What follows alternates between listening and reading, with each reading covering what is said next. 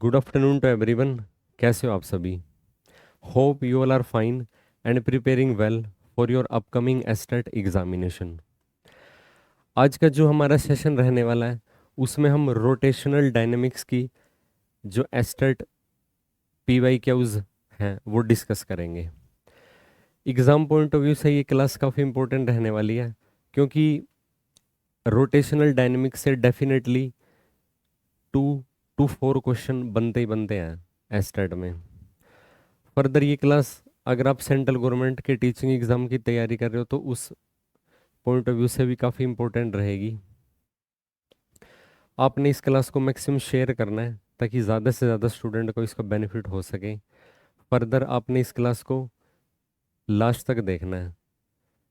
आइए स्टार्ट करते हैं। Rotational dynamics P Y Q, ये मैंने टॉपिक मेंशन किए हुए हैं जिनके बेस्ड हम न्यूमेरिकल आज डिस्कस करेंगे। Moment of inertia, rolling motion, torque, rotational kinetic energy and finally angular momentum and it's conservation. जो आज का हमारा फर्स्ट क्वेश्चन है इसमें ना रोटेशनल मोशन के बारे में पूछा हुआ है। एक रिजिड बॉडी की जो वेरियस पार्टिकल है, जो कॉन्स्टिट्यूएंट पार्टिकल है जिनसे मिलकर रिजिड बॉडी बनी हुई है, उनकी ना लीनियर वेलोसिटी और एंगुलर वेलोसिटी का आपने ये बताना है कि कौन सी वेलोसिटी सेम रहती है हर पार्टिकल के लिए और कौन सी वेलोसिटी डिफरेंट रहती है डिफरेंट पार्टिकल के लिए। अगर आप ना रोटेशनल मोशन कंसीडर करते हो रिजिड बॉडी की एक एक्सिस के अबाउट, मान लीजिए एंगुलर वेलोसिटी ओमेगा के साथ, कुछ इस तरीके से हम इसको यहाँ पे ड्रॉ करते हैं।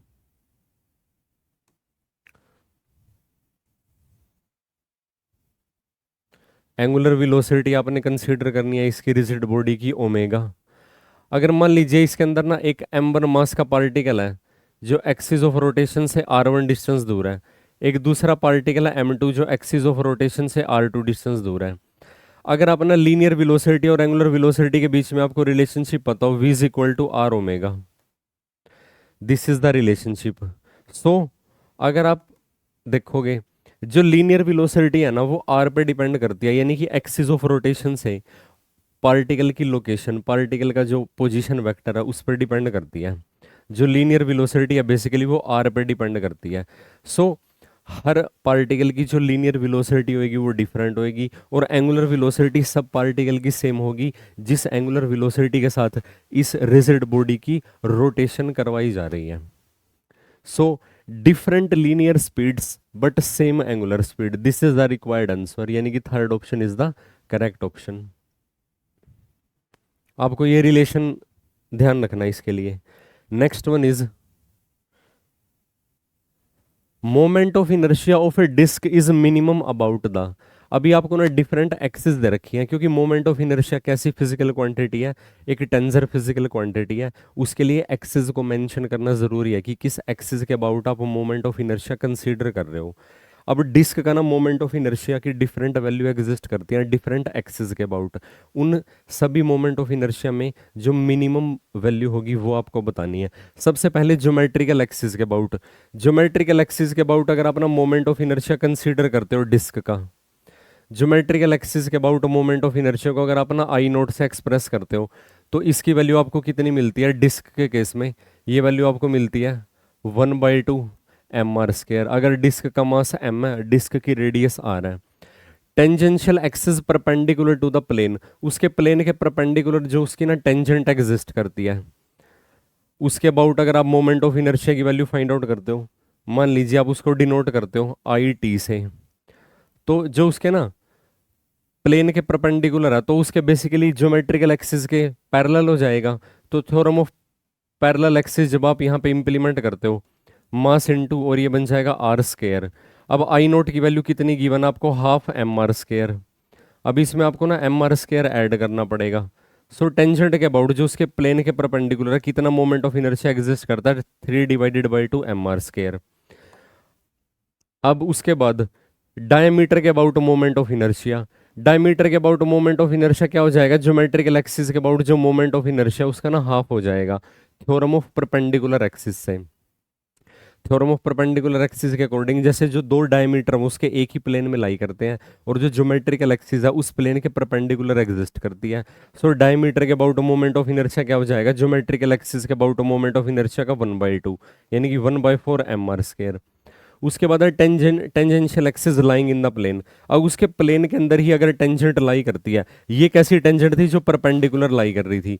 जो टेंजेंट इन प्लेन है, अगर आप ध्यान से देखो टेंजेंट इन प्लेन है तो लगेगी तो उसके अबाउट भी थ्योरम ऑफ पैरेलल एक्सिस, लेकिन वो ना उसके जो प्लेन में टेंजेंट है वो उसके ना डायमीटर के पैरेलल एग्जिस्ट करती है। डायमीटर के about moment of inertia plus mass into distance का स्क्वायर, क्योंकि डायमीटर और जो टेंजेंट होएगी उनके पैरेलल एक्सिस होएंगी, उनके बीच में डिस्टेंस कितना हो जाएगा, जो डिस्क की रेडियस है उसके इक्वल हो जाएगा। डिस्क के अबाउट मोमेंट ऑफ इनर्शिया हमने फाइंड आउट कर लिया 1/4 mr², और इसमें आपने क्या ऐड कर देना mr², still is equal to आपका जो आंसर आ जाएगा वो आ जाएगा 5/4 mr²। ये वैल्यू ग्रेटर देन 1 है, मिनिमम वैल्यू बतानी है। अब यहाँ पे अगर आप ध्यान से देखो, इसमें जो न्यूमेरिकल नंबर आपके पास आता है वो आता है 0.5 mr², सबसे मिनिमम पॉसिबल वैल्यू बतानी है। यहाँ पे अगर आप देखते हो ये वैल्यू आपके पास आती है 0.25 mr², और ये वैल्यू तो खैर ग्रेटर देन 1 है, ये वैल्यू भी ग्रेटर देन 1 है, तो डिस्क के अबाउट मिनिमम एग्जिस्ट करेगा, सॉरी डायमीटर के about. So third option is the right one. जो इनका कोफिशिएंट है बेसिकली इसके बेसिस पर डिसाइड होगा, क्योंकि mr² ना सब में कॉमन है। Next one is choose the incorrect statement. इनमें से जो इनकरेक्ट स्टेटमेंट है ना वो बतानी है। Moment of inertia of a uniform circular ring. अब ये जो प्रीवियस क्वेश्चन था वो ना डिस्क पे बेस्ड था, ये ना रिंग के पे बेस्ड है। सर्कुलर रिंग जिसका मास m है, जिसकी रेडियस कैपिटल r है, टेंजेंट जो उसके खुद के प्लेन में लाई कर रही है, ये मोमेंट ऑफ इनर्शिया एग्जिस्ट करता है। अगर आप इसकी ना वैल्यू फाइंड आउट कर लो, टेंजेंट के अबाउट मोमेंट ऑफ इनर्शिया जो रिंग के ना प्लेन के अंदर ही लाई करती है टेंजेंट, वो उसके डायमीटर के पैरेलल हो जाएगी। सो ये बन जाएगा moment of inertia about diameter, और प्लस में बन जाएगा मास इनटू डिस्टेंस का स्क्वायर। अब डायमीटर के अबाउट जब आप moment of inertia find out करते हो, रिंग के लिए हम बात कर रहे हैं, ज्योमेट्रिकल एक्सिस के about moment of inertia exist करता है mr², उसका हाफ कर दोगे 1/2 mr², तो ये आ जाएगा यहाँ से 1/2 mr², और इसमें आपको mr² ऐड करना पड़ेगा। सो टेंजेंट के अबाउट मोमेंट ऑफ इनर्शिया की वैल्यू आती है 3/2 mr², यानी कि फर्स्ट ऑप्शन तो क्या है, फर्स्ट ऑप्शन तो देखा जाए ट्रू है। Moment of inertia of a circular disc of mass m and radius r about a tangent in its own plane. अब एक ऐसी टेंजेंट जो उसके खुद के प्लेन में लाई कर रही है, tangent in its own plane, जो टेंजेंट उसके प्लेन में लाई कर रही है उसके अबाउट, अब वो टेंजेंट अगर उसके जो प्लेन में लाई करेगी वो basically about tangent in its own plane, in its own plane is, अच्छा अब ये वैल्यू तो हमने ये फाइंड आउट कर ही लिया ऑलरेडी, ये वैल्यू तो आ गई है, तो ये सेकंड ऑप्शन इसमें ना गलत है देखा जाए तो, क्योंकि ऑन प्लेन लिखा हुआ है। बाकी और भी हम क्रॉस चेक कर लेते हैं, यानी कि फर्स्ट ऑप्शन को ही रिपीट किया हुआ दूसरी में डिफरेंट वैल्यू के साथ। Moment of inertia of A solid sphere of mass m and radius r about A tangential axis is 2/3 mr²। अब अगर आप ना सॉलिड स्फीयर का moment of inertia find out करते हो, moment of inertia of the solid sphere, एक tangent है, tangent के अबाउट के लिए सबसे पहले तो सॉरी 2/5 mr² प्लस ये इसका ना डायमीटर के about moment of inertia solid sphere का, और आपने क्या करना पड़ेगा mr² ऐड कर दोगे। जब आप इसको फर्दर सोल्व करते हो आपको ये वैल्यू मिलती है 7/5 mr²। और finally moment of inertia shell का टेंजेंशियल एक्सिस के अबाउट ये एग्जिस्ट करता है। सफेरिकल शेल के लिए जब आप इसको सोल्व करते हो, सफेरिकल शेल के लिए जब आप इसको सोल्व करते हो तो आपको क्या वैल्यू मिलती है, उसका ज्योमेट्रिकल एक्सिस के अबाउट ये मोमेंट ऑफ इनर्शिया एग्जिस्ट करता है। अब उसमें mr² जब आप ऐड करते हो तो ये वैल्यू भी आपके पास ट्रू आ जाती है 5/3 mr²।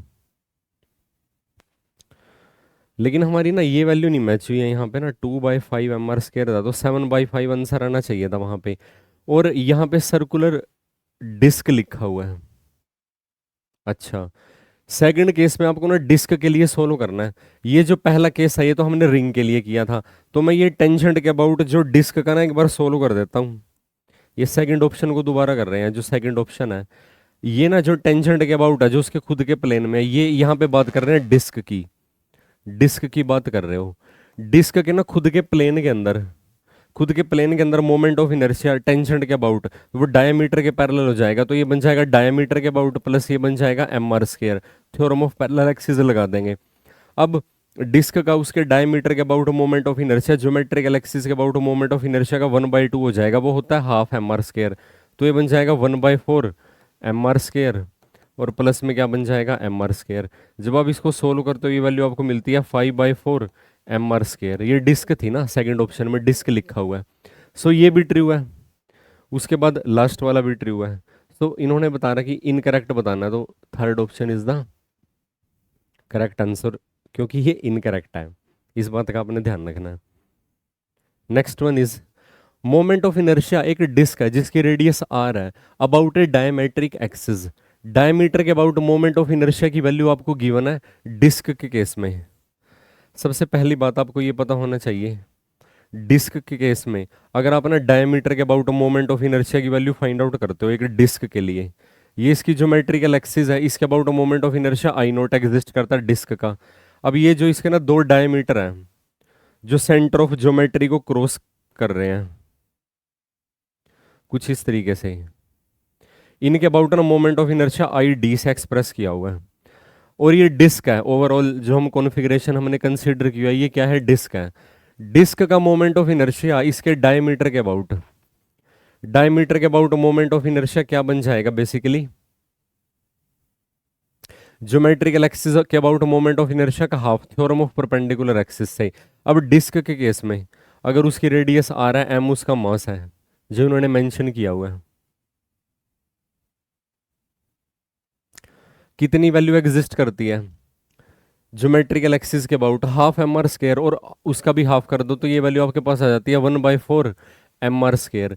ये वैल्यू आपको कितनी गिवन है, ये वैल्यू आपको गिवन है 25 किलोग्राम मीटर स्क्वायर। अगर आप यहाँ से ना एम आर स्क्वायर की वैल्यू इवेल्युएट कर लीजिए, एम आर स्क्वायर की वैल्यू आपके पास कितनी आ जाएगी, इसका 4 टाइम्स कर दोगे 100 आ जाएगी, इसको इक्वेशन 1 मान लीजिए। It's moment of inertia about a parallel axis to diameter at a distance r/2 from the centre will be. अब एक ऐसी एक्सिस जो इसके डायमीटर के पैरेलल है और उससे r/2 डिस्टेंस पे है, पैरेलल एक्सिस, और वो उसके ना डायमीटर के पैरेलल है तो उसके प्लेन में ही एग्जिस्ट करेगा, यानी कि एक तरीके से टेंजेंट के अबाउट मोमेंट ऑफ इनर्शिया पूछ रहे हैं।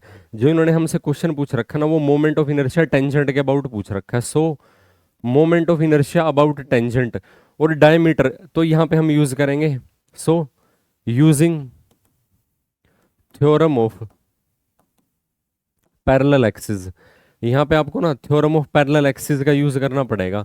जब आप पैरेलल एक्सिस थ्योरम का यूज करोगे तो टेंजेंट के अबाउट मोमेंट ऑफ इनर्शिया क्या बन जाएगा, जो उसके प्लेन के अंदर ही लाई कर रही है, डायमीटर के about moment of inertia plus mass into distance का स्क्वायर। अच्छा, यहाँ पे टेंजेंट नहीं है, ये एक ऐसी एक्सिस है, ठीक है, r/2 डिस्टेंस पे टेंजेंट थोड़ी एग्जिस्ट करेगी, वो सिकेंट एग्जिस्ट कर सकती है। मान लीजिए उस मोमेंट ऑफ इनर्शिया को अपना आई डैश से एक्सप्रेस करते हो तो ये बन जाएगा डायमीटर के about plus mass into distance का स्क्वायर। डिस्टेंस आपको गिवन है r/2 का स्क्वायर इज इक्वल टू, अब डायमीटर के अबाउट मोमेंट ऑफ इनर्शिया कितना था, डायमीटर के अबाउट जो मोमेंट ऑफ इनर्शिया की वैल्यू है डायमेट्रिकल एक्सिस वो आपको ना ऑलरेडी दे रखी है 25 किलोग्राम, प्लस इसको फर्दर सोल्व कर दो ये आपको वैल्यू मिलती है M are square divided by 4। अब इक्वेशन 1 से हमने एम आर की वैल्यू फाइंड आउट करी रखी है, तो आई डैश की वैल्यू कितनी आ जाएगी आपके पास 25 प्लस एम आर स्क्वायर की वैल्यू आपके पास 100 है, तो 100 को जब अपना 4 से डिवाइड करते हो तो ये आपके पास 25 आ जाएगा, तो ये आपके पास आ जाता है 25 plus 25 is equal to 50 kilogram metre square, यानी कि fourth option is the correct option. Hope you understand the question and the concept behind it. Still you have any doubt then you can discuss. Next one is एक circular disc है, जिस circular disc की ना radius आपको given है r और उसकी thickness भी मेंशन की हुई है r/6, उसका moment of inertia i mention है। About an axis passes through its centre and perpendicular to its plane, यानी कि इस डिस्क का ज्योमेट्रिकल एक्सिस के अबाउट मोमेंट ऑफ इनर्शिया आपको गिवन है, जिसकी वैल्यू क्या मेंशन है, आई मेंशन है डिस्क के लिए। जो यहाँ पे डिस्क का जो मोमेंट ऑफ इनर्शिया मेंशन है वो है आई, तो ये बन जाएगा half M R square. Basically ये बात कर रहे हैं, डिस्क के लिए बात कर रहे हैं। इट इज मेल्टेड एंड रिकास्टेड, अब उसको ना डिस्क को ना मेल्ट कर दिया और रिकास्ट किया, यानी कि उससे एक नई कॉन्फ़िगरेशन बनाई गई और क्या बनाया गया, सॉलिड स्फीयर बनाया गया। अब उस सॉलिड स्फीयर का moment of inertia find out करना है उसके डायमीटर के अबाउट। जब आप ना एक मेटल को, अब मान लीजिए ये ना सर्कुलर डिस्क है, ये एक मेटल से इसकी फॉर्मेशन हुई है, आप उस मेटल को ना मेल्ट करते हो और उससे दोबारा एक ना नई कॉन्फ़िगरेशन बनाते हो। सो ओवरऑल जो ना वॉल्यूम होगा, वॉल्यूम सेम रहना चाहिए उस मेटल का। सो डिस्क का जितना वॉल्यूम है वही वॉल्यूम किसका होना चाहिए, स्फीयर का। सो हम यहाँ पे कंसेप्ट यूज करते हैं volume remain same. Here volume of metal remains same. Volume जब उसका सेम रहेगा इसका मतलब क्या रहेगा, जो वॉल्यूम है डिस्क का, डिस्क के लिए जब आप वॉल्यूम की बात करते हो, वॉल्यूम डिस्क के वॉल्यूम की बात जब आप करते हो, यानी कि मैं यहां पे लिखता हूं volume of disc is equal to, disc का क्या वॉल्यूम बन जाएगा, area of the disc into में उसकी थिकनेस। एरिया कितना बन जाएगा डिस्क का, ये बन जाएगा पाई आर स्क्वायर, और थिकनेस कितनी मेंशन है डिस्क की, आर डिवाइडेड बाय 6। सो इसको जब आप सोल्व करते हो आपके पास आ जाता है pi R cube divided by 6। Further अब क्योंकि ना वॉल्यूम सेम है, अब इसका मतलब है अगर आप ना यहां पे लिखते हो also volume of the sphere, अब स्फीयर के लिए अगर आप वॉल्यूम की वैल्यू लिखोगे तो कितनी वैल्यू मिलती है, 4/3 पाई आर क्यूब। मान लीजिए स्फीयर की रेडियस को हमने R1 कंसीडर किया हुआ है, स्फीयर की रेडियस को R1 हमने कंसीडर किया हुआ है। अब वॉल्यूम जब सेम है इसका मतलब आप क्या लिख सकते हो, so volume of disc is equal to volume of sphere. अब इनको इक्वल जब आप पुट करते हो आपको क्या वैल्यू मिलती है, डिस्क का वॉल्यूम कितना है, pi R cube divided by 6 is equal to sphere का वॉल्यूम कितना है, 4/3 पाई R1 का cube still is equal to, जब आप यहां से ना R1 की वैल्यू फाइंड आउट करते हो आपको ना क्या आंसर मिलता है, 28। तो ये R1 की वैल्यू जो आपको मिलती है ये बन जाएगा R/2, यानी कि जो स्फीयर की रेडियस आई है हमारे पास, स्फीयर की जो हमारे पास रेडियस आई है वो डिस्क की रेडियस में कितना आई है, 50% आई है। अब हमको ना इस स्फीयर का moment of inertia find out करना है about a diametrical axis, moment of inertia of a sphere about a diameter. So diameter के अबाउट पहला उसका ना ज्योमेट्रिकल एक्सिस के about moment of inertia plus उसके बाद आपको करना पड़ेगा मास इनटू रेडियस का square is equal to melt and recasted into solid sphere. Mass उसका सेम रहेगा जितना डिस्क का मास है, मास भी तो सेम रहेगा देखा जाए तो। सो सेंटर ऑफ एक्सिस के अबाउट जो उसका moment of inertia solid sphere का एग्जिस्ट करता है उसकी क्या वैल्यू एग्जिस्ट करती है,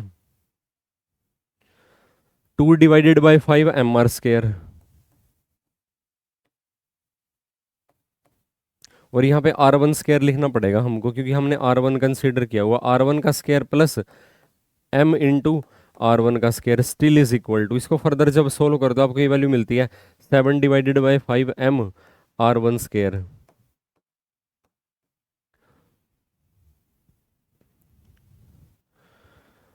जब हमने उसका ना एरिया इंटू थिकनेस कंसीडर किया, वॉल्यूम वॉल्यूम उनका सेम रहेगा, स्फीयर के लिए भी हमने ये चीज़ ना डिराइव कर ली थी। तो मोमेंट ऑफ इनर्शिया जो स्फीयर का है डायमेट्रिकल एक्सिस के अबाउट, ये हम ना स्फीयर की बात कर रहे हैं, सॉलिड स्फीयर की। स्फीयर का ज्योमेट्रिकल एक्सिस के अबाउट एग्जिस्ट करता है 2/5 m R1²। अब हमने यहाँ पे ना R1 की वैल्यू इंट्रोड्यूस करवानी है R की टर्म्स में। जब आप R की टर्म्स में ये वैल्यू इंट्रोड्यूस करवाओगे यहाँ पे अबाउट ए डायमेट्रिकल एक्सिस, ओहो मैंने टेंजेंट के अबाउट लिख दिया, डायमेट्रिकल एक्सिस के अबाउट जो मोमेंट ऑफ इनर्शिया उसकी तो यही वैल्यू एग्जिस्ट करेगी, 2/5m r1 का स्केयर इज इक्वल टू, तो ये वैल्यू आती है 2/5m r1 का स्केयर को क्या लिख सकते हो आप यहाँ से, r/2 का square still is equal to, ये क्या वैल्यू मिलती है आपको, m r² डिवाइडेड बाय 2 से 2 कैंसिल, ये डेनोमिनेटर में 10 आ जाएगा। अब ये वैल्यू इसका ना कितना फ्रैक्शन है, सो डायमीटर के अबाउट जो स्फीयर का मोमेंट ऑफ इनर्शिया है वो डिस्क के मोमेंट ऑफ इनर्शिया का mr², इसको आप फर्दर कैसे लिख सकते हो, 1/5, और ये बन जाएगा mr² डिवाइडेड बाई 2, और ये मोमेंट ऑफ इनर्शिया की वैल्यू थी डिस्क के लिए जो हमने लिखा था।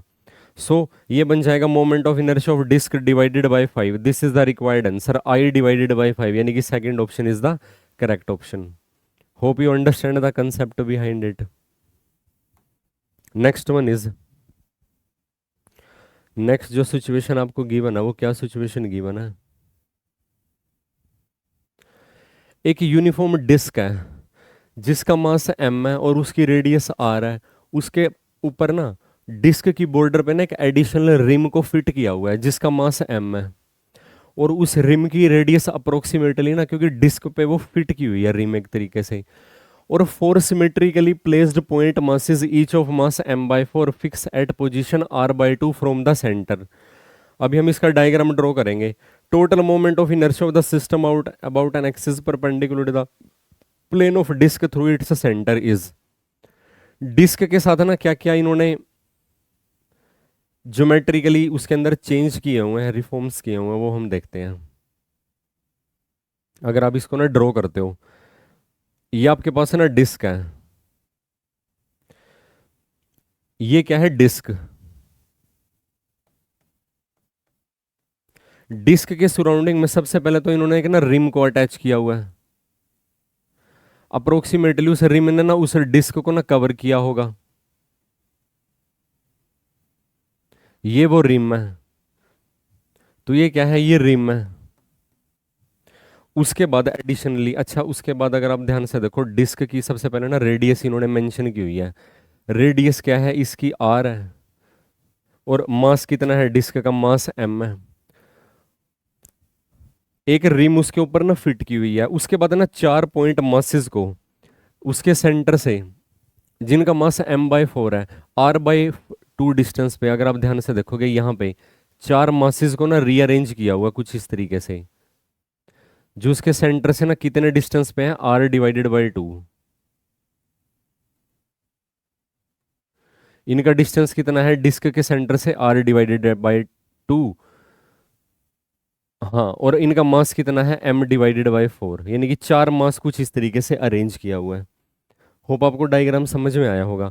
अब आप ध्यान से देखिए, टोटल मोमेंट ऑफ इनर्शिया जो इस कॉन्फ़िगरेशन के लिए हम ना लिख सकते हैं, टोटल मोमेंट ऑफ इनर्शिया एक ऐसी एक्सिस जो इसके ना ज्योमेट्रिकल सेंटर से पास कर रही है डिस्क के। सबसे पहले तो ये ना टोटल मोमेंट ऑफ इनर्शिया लिखा है मैंने, कभी आपको ये कंफ्यूजन हो कि ये टेंजेंट के अबाउट है। सबसे पहले तो क्योंकि ज्योमेट्रिकल सेंटर के अबाउट मोमेंट ऑफ इनर्शिया कौन सी कॉन्फ़िगरेशन है, ये डिस्क है। मोमेंट ऑफ इनर्शिया सबसे पहले लिखेंगे हम डिस्क का, प्लस मोमेंट ऑफ इनर्शिया हम लिखेंगे रिम का, प्लस क्योंकि 4 मासेस हैं तो इसका मोमेंट ऑफ इनर्शिया किसका लिखेंगे, place point masses, point mass का मोमेंट ऑफ इनर्शिया, और उसका 4 टाइम्स आपको करना पड़ेगा।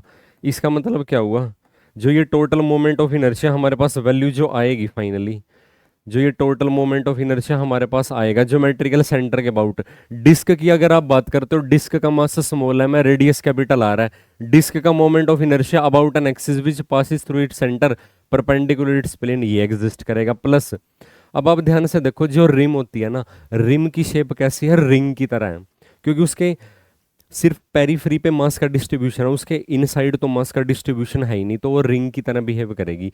अब रिंग का moment of inertia geometrical centre के अबाउट वो कितना एग्जिस्ट करेगा, और उसका मास स्मॉल m है, रेडियस उसकी डिस्क के इक्वल हो जाएगी, तो ये वैल्यू एग्जिस्ट करेगी mr² प्लस 4 टाइम्स। अब ये जो पॉइंट मासेस हैं, पॉइंट मासेस हैं, एक मास की वैल्यू है m/4 और एक्सिस ऑफ रोटेशन से डिस्टेंस कितना कंसीडर किया हुआ है r/2। सो सिंपली आपको क्या करना पड़ेगा, इसका जो मास है यानी कि m/4 को मल्टीप्लाई कितना करना पड़ेगा r/2 के स्केयर से, ये वैल्यू एग्जिस्ट करेगी। क्योंकि एक ना पॉइंट मास अगर एक एक्सिस ऑफ रोटेशन से फाइनाइट डिस्टेंस पे हो, उसका मोमेंट ऑफ इनर्शिया कितना एग्जिस्ट करता है, उसके मास को एक्सिस ऑफ रोटेशन से जो डिस्टेंस है उसके स्केयर से मल्टीप्लाई कर देना। वही हमने किया, मास को और डिस्टेंस से हमने मल्टीप्लाई कर दिया। फर्दर जब आप इसको ना सोल्व करते हो, इसका मतलब जो टोटल मोमेंट ऑफ इनर्शिया की वैल्यू आती है यहाँ से, अब आपके पास है ना जो ये वैल्यू है, हाँ उसका मास भी सेम था। यहाँ से जो आप ना सोल्व करते हो, इन दोनों वैल्यू को जब आप ऐड करते हो आपको पास ये आता है 3/2 mr² प्लस 4 से 4 जब आप कैंसिल कर देते हो ये आपके पास आंसर मिलता है mr²/4, क्योंकि इस 4 से ना वो 4 कैंसिल हो गया था। अब आप जब इसको ना फर्दर ऐड करते हो mr²/4, हाँ जी ठीक है यहाँ तक तो इसका मतलब है जो टोटल मोमेंट ऑफ इनर्शिया की वैल्यू आई है हमारे पास, जब आप इसका एलसीएम कंसीडर करते हो, एलसीएम इसका 4 आता है, ये 3 2 6 प्लस 1 7/4 mr², यानी कि first option is the right option. Hope आपको ये कंसेप्ट समझ में आया होगा। सो इस तरीके से हम ना ये सोल्व कर सकते हैं। Next one is linear mass density given है एक थिन रिजिड रोड की जिसकी लेंथ 2 मीटर है, डिस्टेंस के साथ वेरी कर रही है। जो x इज इक्वल टू 0 है from one end of the rod along the length as 3x kilogram per cubic metre. उसके एक एंड को, अगर रोड के एक एंड को आप ना ओरिजिन पे कंसीडर करते हो और दूसरे एंड को अगर आप x is equal to x पे कंसीडर करते हो, कुछ इस तरीके से ये एक ना रोड मेंशन है, इसका एक एंड है जो, इस एंड के कोऑर्डिनेट मेंशन है x इज इक्वल टू 0, और जैसे जैसे ना राइट साइड मूव किया जाएगा, जो लीनियर मास डेंसिटी की वैल्यू है, ये मेंशन किया हुआ है लीनियर मास डेंसिटी, इसके लिए जो लेमडा की वैल्यू है, लेमडा की वैल्यू को कितना गिवन है 3x, ये वैल्यू मेंशन है। अब इसका ना आपको मोमेंट ऑफ इनर्शिया कंसीडर करना है। Moment of inertia of the rod about a perpendicular axis passes through the end of the rod at x is equal to 0। ये जो इसका एंड ना ओरिजिन पे रखा हुआ है x इज इक्वल टू 0 से, अगर यहाँ पे आप एक एक्सिस पास कर दो कुछ इस तरीके से, या फिर आप ऐसे भी कंसीडर कर सकते हो। अब अगर आप यहाँ से ना एक्सिस पास करते हो, मान लीजिए यहाँ से ना जो एक्सिस पास किया है कुछ इस तरीके से, इसके अबाउट आपको ना मोमेंट ऑफ इनर्शिया की वैल्यू फाइंड आउट करनी है। अब इस एक्सिस से आप ना x डिस्टेंस दूर एक ना स्ट्रिप कंसीडर करो जिसकी थिकनेस क्या है dx है। ये एक स्ट्रिप है जिसकी थिकनेस कितनी एग्जिस्ट कर रही है dx। अब dx थिकनेस का अपना dm मास कंसीडर करते हो, mass of this small part. अब आपको लैम्डा की वैल्यू, लैम्डा का मतलब होता है मास पर यूनिट लेंथ, तो ये बन जाएगा mass per unit length into length of this portion dx, इसका मास dm आ जाएगा। अब इसके लिए ना small moment of inertia exist करेगा डी की वैल्यू क्या एग्जिस्ट करेगी आपके पास, dm इंटू में एक्सिस ऑफ रोटेशन से जो डिस्टेंस है x, वो डिस्टेंस x है, उसका आपको करना पड़ेगा square. Total moment of inertia कैसे फाइंड आउट करना पड़ेगा, एक तो ना लीनियर मास डेंसिटी क्या है, डिस्टेंस का फंक्शन है 3 इंटू एक्स है,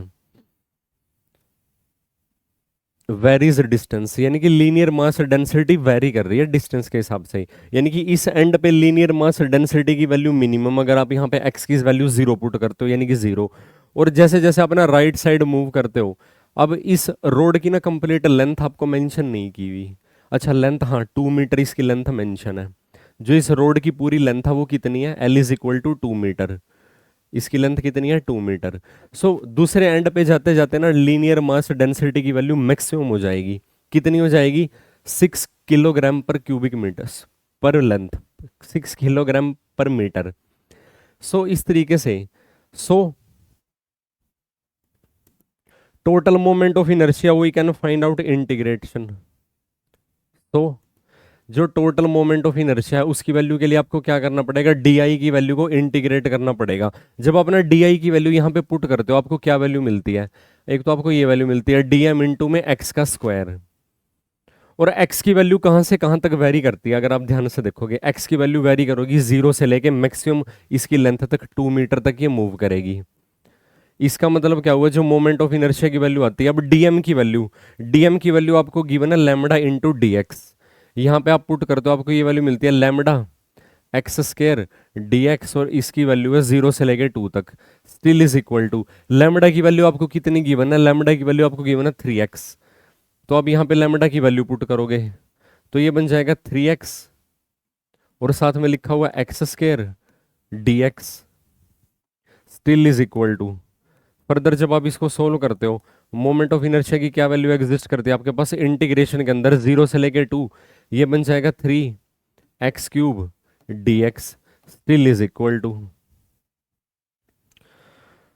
हमने डीएम, जब आप इसको इंटीग्रेशन करते हो आपको क्या वैल्यू मिलती है, 3/4 x⁴ और इसकी वैल्यू है 0 से लेके 2। इसका मतलब क्या हुआ, जो मोमेंट ऑफ इनर्शिया की आपके पास वैल्यू आती है फाइनली, ये वैल्यू आती है 3/4 x⁴, अपर लिमिट पुट कर दोगे 2⁴ माइनस में 0⁴ इज इक्वल टू 2⁴ आपके पास कितनी वैल्यू प्रोवाइड करता है, ये वैल्यू आपको 16 प्रोवाइड करता है, 4 4 जा, और ये आपके पास आंसर आता है 12 kilogram per square metre.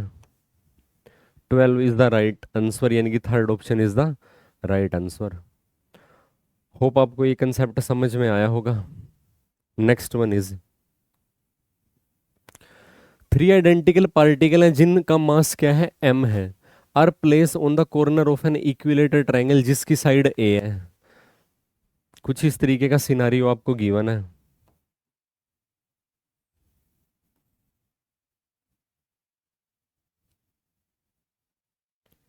Equilateral triangle के ना कॉर्नर पे बेसिकली 3 पार्टिकल रखे हुए हैं, उन तीनों पार्टिकल का जो मास है उनके मास की वैल्यू क्या है, m है, और इक्विलेटर ट्रायंगल की जो साइड है, साइड की वैल्यू कितनी है, a। इक्विलेटर ट्रायंगल के केस में the radius of gyration of the system, अब इस सिस्टम के लिए आपको ना रेडियस ऑफ जायरेशन की वैल्यू फाइंड आउट करनी है। About an axis perpendicular to the triangle and passes one of the corner of the triangle, इस ट्रायंगल के प्लेन के परपेंडिकुलर हो और इसके एक कॉर्नर से एक एक्सिस को अगर आप पास कर दोगे, मान लीजिए इस कॉर्नर से, इस कॉर्नर का नाम ए है, इस कॉर्नर का नाम बी है और इस कॉर्नर का नाम सी है, बी कॉर्नर से आपने एक्सिस पास कर दिया है कुछ इस तरीके से। Radius of gyration about an axis perpendicular to, radius of gyration एक ऐसा डिस्टेंस एग्जिस्ट करता है गिवन एक्सिस के कोरस्पोंडिंग, अगर आप ना पूरे सिस्टम के मास को उस डिस्टेंस के स्केयर से जब आप मल्टीप्लाई करते हो तो आपको क्या मिलता है, उस पूरे सिस्टम का मोमेंट ऑफ इनर्शिया मिलता है उसी एक्सिस के अबाउट। इस बात का आपने ध्यान देना है। हम सबसे पहले इस गिवन एक्सिस के अबाउट ना उसका moment of inertia find out करेंगे। कैसे फाइंड आउट करोगे, अब ये जो मास है इसके इस कॉर्नर पे रखा हुआ है और यहीं से क्या किया हुआ है, इस एक्सिस को पास किया हुआ है इन्होंने। सो जो मास जिस एक्सिस पे अगर आ गया तो उसका खुद के अबाउट, उस एक्सिस के अबाउट तो मोमेंट ऑफ इनर्शिया कंसीडर कर ही नहीं पाएंगे हम।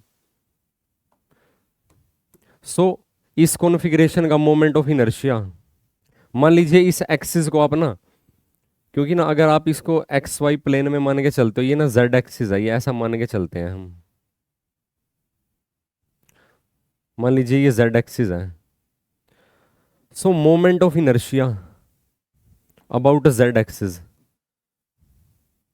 Moment of inertia about z axis is equal to, क्योंकि ना इसके प्लेन के परपेंडिकुलर हम बात कर रहे हैं ना यहाँ पे। सो कितना मोमेंट ऑफ इनर्शिया एग्जिस्ट करेगा इसका, या हम ये बोल सकते हैं moment of inertia about an axis which passes through corner B, B corner से हमने कंसीडर किया हुआ है।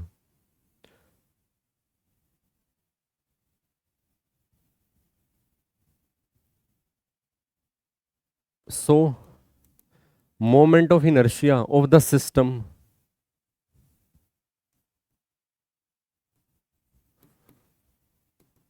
of this system about an axis passing through B, passing through corner B, जो ट्रायंगल का कॉर्नर B है उसके about moment of inertia system का अगर आप कंसीडर करते हो तो वो कितनी वैल्यू बन जाएगी। इसका मतलब क्या हुआ, moment of inertia of the system about the corner B. अब इस मास से तो क्योंकि एक्सिस ही पास कर रही है, इसका मोमेंट ऑफ इनर्शिया तो आप कंसीडर नहीं करोगे। अब इससे ना कॉर्नर ए पे जो मोमेंट ऑफ मास प्रेजेंट है, इसका मोमेंट ऑफ इनर्शिया और इसका मोमेंट ऑफ इनर्शिया जो सी पे प्रेजेंट है, इसका मोमेंट ऑफ इनर्शिया ये बन जाएगा एम ए स्केयर, और इसका क्या बन जाएगा, ये भी बन जाएगा m a square is equal to, ये बन जाता है 2 ma स्केयर। अब इसको मान लीजिए इक्वेशन 1।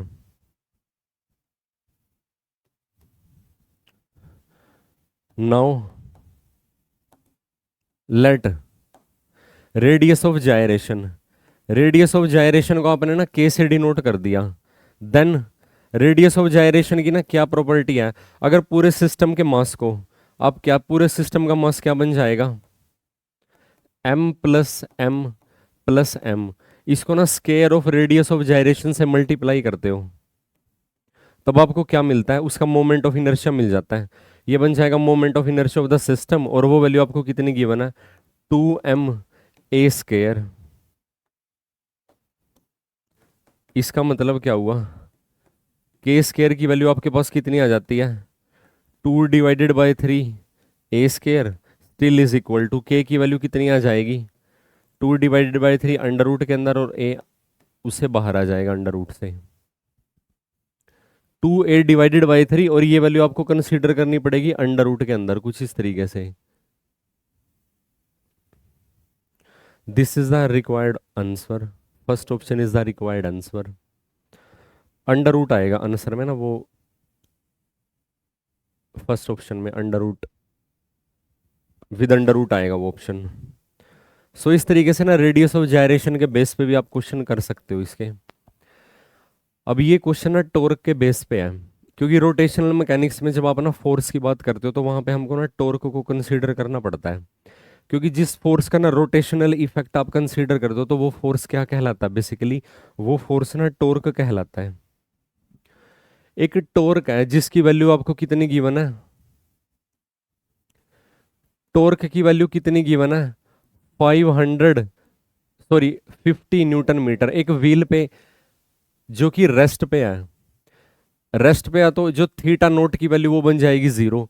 जैसे इनिशियल वेलोसिटी, यहाँ पे आपको एंगुलर वेलोसिटी कंसीडर करनी पड़ेगी, थीटा नोट ये तो डिस्प्लेसमेंट है, ओमेगा नोट की वैल्यू बन जाएगी 0। It through 200 radiation in 5 second. अब इसको ना कितनी रेडिएशन प्रोवाइड कर दी, number of rotation 200 radiation. Theta की वैल्यू अगर आप देखोगे तो 200 रेडियंस से इसको ना रोटेट कर दिया गया, और कितने टाइम में इसको रोटेट कर दिया गया 5 सेकंड के अंदर इसको ना ये रोटेशन करवाई है। सो आप ना फाइनल एंगुलर, अब आपको एंगुलर एक्सेलरेशन की वैल्यू फाइंड आउट करनी है। सबसे पहले तो एंगुलर एक्सेलरेशन के लिए आपको ना एंगुलर वेलोसिटी की नॉलेज होनी चाहिए। एंगुलर वेलोसिटी जब आप फाइंड आउट करते हो, इसकी एंगुलर वेलोसिटी को जब आप फाइंड आउट करते हो तो ये जितनी रोटेशन हुई और जितने टाइम इंटरवल में हुई ये आपको फाइंड आउट करना पड़ेगा सबसे पहले तो ये बन जाता है 200 डिवाइडेड बाय 5 सेकंड। जब आप इसको सोल्व करते हो तो आपको ये मिलता है 40 रेडियन पर सेकंड। अब आपको फाइनल एंगुलर वेलोसिटी पता है और इनिशियल एंगुलर वेलोसिटी की नॉलेज है। एंगुलर एक्सेलरेशन की वैल्यू जब आपको ना फाइंड आउट करनी है, ये इस पे ना कांस्टेंट अमाउंट का टॉर्क एक्ट किया, जब टॉर्क एक्ट करेगा इस पे जो कि कांस्टेंट है थ्रू आउट इट्स मोशन, क्योंकि ना तो टॉर्क टाइम डिपेंडेंट है ना ही टॉर्क एंगल डिपेंडेंट है, तो हम उसको कांस्टेंट कंसीडर करके चलेंगे। तो ये जो एक्सेलरेशन गेन करेगा वो भी तो कांस्टेंट रहेगी, angular acceleration alpha. So equation of motion आप अप्लाई कर सकते हो। Now equation of motion, now using second equation of motion, second का यूज करना ठीक रहेगा यहाँ पे, क्योंकि आपको ना एंगुलर एक्सेलरेशन की वैल्यू फाइंड आउट करनी है, थीटा की वैल्यू आपको पता। Now using second equation of motion we get, यानी कि theta is equal to s is equal to, जैसे you T plus half A t square लगाते हो ना, omega not t plus half of alpha t square. Angular displacement की value भी आपको given है कितनी, ये है 200 radian, is equal to initial velocity की वैल्यू 0 है प्लस हाफ ऑफ एल्फा की वैल्यू आपको फाइंड आउट करनी है, और टाइम का सिंपली स्केयर करना पड़ेगा। यहाँ पे टाइम आपको कितना गिवन है, 5 सेकंड गिवन है, तो इसका आपको ना करना पड़ेगा square.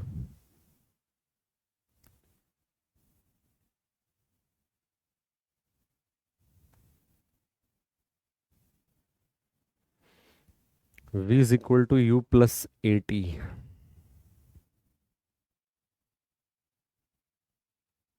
You plus alpha into t, final जो वेलोसिटी है, क्योंकि एंगुलर डिस्प्लेसमेंट भी आपको कंसीडर करना। तो यहाँ से जब आप ना अल्फा के लिए इसको सोल्व करते हो, इसका मतलब क्या हुआ, अल्फा के लिए जब आप इसको सोल्व करोगे आपको ना क्या वैल्यू मिलती है, 400 divided by 25 still is equal to, जब आप इसको ना फाइनल सोल्व करोगे आपको क्या वैल्यू मिलेगी इसकी, यहाँ से अगर 4, इसको जब आप सोल्व करते हो और आंसर इसका आएगा रेडियन पर सेकंड स्क्वायर में, 16 रेडियन पर सेकंड स्क्वायर, यानी कि fourth option is the required option. Hope आपको ये कंसेप्ट समझ में आया होगा। सेकंड इक्वेशन पे बेस्ड हमने इसको सोल्व किया है। आप इसको ना उससे भी ट्राई कर सकते हो, क्या ये बाकी दो इक्वेशन है उनका यूज करके भी हो सकता है, आपने एक बार ना ट्राई करना है गिवन इन्फॉर्मेशन के, क्योंकि आप देखो ना इस इक्वेशन में टॉर्क का तो कहीं यूज हुआ ही नहीं अगर आप ध्यान से देखोगे, ना ही हमको ना एंगुलर वेलोसिटी का यूज करने को मिला यहाँ से। वी स्केयर वो लीनियर वेलोसिटी होती है, omega square minus omega not square is equal to 2 alpha s, वहां से सोल्व किया जा सकता है, लेकिन उसको आपको एस की वैल्यू फाइंड आउट करनी पड़ेगी। सो इससे हमारा हो ही गया क्वेश्चन। एक मास है 5 किलोग्राम का, वो एक सर्कुलर पाथ पर ट्रेवल कर रहा है जिसकी रेडियस 1 मीटर है।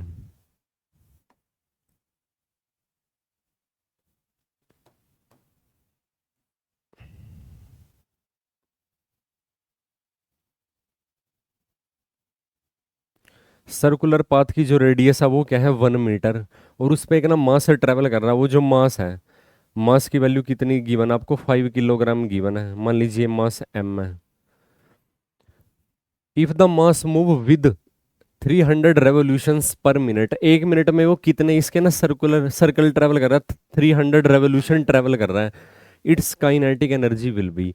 यहाँ पे जो काइनेटिक एनर्जी की आप बात कर रहे हो वो ना काइनेटिक एनर्जी ऑफ रोटेशन है, क्योंकि रोटेशनल मोशन के साथ जुड़ी हुई जो काइनेटिक एनर्जी होती है उसको बोलते हैं काइनेटिक एनर्जी ऑफ रोटेशन। उसका फॉर्मूला आपके पास ना एग्जिस्ट करता है, half of I into omega square. I क्या है, मोमेंट ऑफ इनर्शिया इस कॉन्फ़िगरेशन के लिए, जिसमें एक एम मास का पार्टिकल ना आर रेडियस के सर्कुलर पाथ पे ट्रेवल कर रहा है, मोमेंट ऑफ इनर्शिया इसका बन जाएगा एम आर स्क्वायर, क्योंकि एक्सिस ऑफ रोटेशन से इसका डिस्टेंस कितना है, रेडियस ऑफ द सर्कल के इक्वल है। Here here kinetic energy of rotation is equal to, ये बन जाएगा हाफ ऑफ आई और ओमेगा स्केयर, इसको मान लीजिए इक्वेशन नंबर 1। अब हम यहाँ पे ना, अगर आप ना यहाँ पे मोमेंट ऑफ इनर्शिया की वैल्यू फाइंड आउट करते हो, also as kinetic energy is this here, अगर आप ना मोमेंट ऑफ इनर्शिया की बात करते हो, मोमेंट ऑफ इनर्शिया कितना बन जाएगा, ये बन जाएगा मास इंटू रेडियस का स्केयर। मान लीजिए इसकी रेडियस को आप ना कैपिटल आर से अगर डिनोट करते हो तो ये बन जाएगा M are square is equal to, mass की वैल्यू कितनी है, मास की वैल्यू है 5 किलोग्राम, रेडियस की वैल्यू कितनी है 1 मीटर, उसका स्केयर कर दोगे, मोमेंट ऑफ इनर्शिया की वैल्यू आपके पास आ जाएगी 5 किलोग्राम मीटर स्केयर। अब हमने हमारा टारगेट क्या है, एंगुलर वेलोसिटी की वैल्यू फाइंड आउट करना। एंगुलर वेलोसिटी के लिए आप क्या करोगे, अगेन एंगुलर वेलोसिटी ओमेगा को अपना कैसे फाइंड आउट करते हो, क्या फॉर्मूला एग्जिस्ट करता है उसका, 300 रेवोल्यूशन है 1 मिनट के अंदर। सबसे पहले हम ना फ्रीक्वेंसी की वैल्यू फाइंड आउट करेंगे, यहाँ पे फ्रीक्वेंसी की वैल्यू पर सेकंड आपको ना रेवोल्यूशन फाइंड आउट करनी है, number of revolution divided by पर सेकंड। ये आपको अभी तक तो गिवन है 1 मिनट के अंदर इज इक्वल टू, आपने इसको ना सेकंड में कन्वर्ट कर देना 60 सेकंड, और ये वैल्यू आपके पास कितनी आ जाती है, 50 आ जाती है। सो एंगुलर वेलोसिटी ओमेगा कितनी आ जाएगी आपके पास, ये बन जाएगा 2 pi nu, still is equal to 2 pi nu की वैल्यू आपको गिवन है 50, स्टिल इज इक्वल टू ये वैल्यू आपके पास आ जाती है 100 पाई। अब इक्वेशन 1 में ये सारी की सारी वैल्यू जब आप ना पुट कर देते हो, so kinetic energy of rotation जब आप फाइंड आउट करोगे तो आपके पास half of moment of inertia की वैल्यू है 5 multiply with angular frequency, sorry angular velocity omega, उसकी वैल्यू है कितनी 100 पाई, और उसका आपको करना पड़ेगा स्क्वायर इज इक्वल टू, जब आप इसको ना फर्दर सोल्व करते हो आपको ना इसका क्या आंसर मिलता है, पाई के स्क्वायर को इन्होंने ना एस सच यहाँ पे ना यूज किया हुआ है, ओहो यहाँ पे ना 5 आएगा क्योंकि ना कैलकुलेशन काफ़ी ज़्यादा हो गई थी, यहाँ पे आएगा 5, तो यहाँ पे आपका आएगा 10 पाई, और यहाँ पे आपको ना 10 पाई का स्क्वायर करना पड़ेगा ना कि 100 पाई का, यहाँ पे आपको करना पड़ेगा 10 पाई का स्क्वायर, 10 पाई का कर दोगे square still is equal to, अब न्यूमरेटर में आपके पास क्या क्या आएगा, एक तो आएगा आपके पास 500, और डेनोमिनेटर में आएगा 2, और एक आएगा पाई का square still is equal to, जब आप इसको सोल्व करोगे 500 का हाफ ये बन जाएगा 250 pi square, this is the required answer, यानी कि third option. Hope you understand the concept. Next one is, एक सॉलिड स्फीयर है, उस स्फीयर का मास आपको गिवन है 1 किलोग्राम, और उसका डायमीटर आपको गिवन है 10 सेंटीमीटर। रोलिंग मोशन है, स्लाइडिंग मोशन नहीं है, वो रोल करते हुए जा रहा है ग्राउंड पे, स्लाइड नहीं कर रहा। यूनिफॉर्म वेलोसिटी गिवन है, यानी कि लीनियर वेलोसिटी उसकी गिवन है, along a straight line on a smooth horizontal table, और ये स्मूथ हॉरिजॉन्टल टेबल पे यानी कि कोफिशिएंट ऑफ फ्रिक्शन भी नहीं है। टोटल काइनेटिक एनर्जी आपको ना फाइंड आउट करनी है यहाँ पे, अगर आप ध्यान से देखोगे यहाँ पे ना वो ऐसे ना ट्रेवल कर रहा है, बेसिकली रोलिंग मोशन गिवन आपको, रोलिंग मोशन रोल करता हुआ जा रहा है वो यहाँ पे ना, यहाँ पे बेसिकली वेलोसिटी जो हम कंसीडर करते हैं वो velocity of centre of mass होती है, और ये साथ में इसकी एंगुलर वेलोसिटी ओमेगा भी है।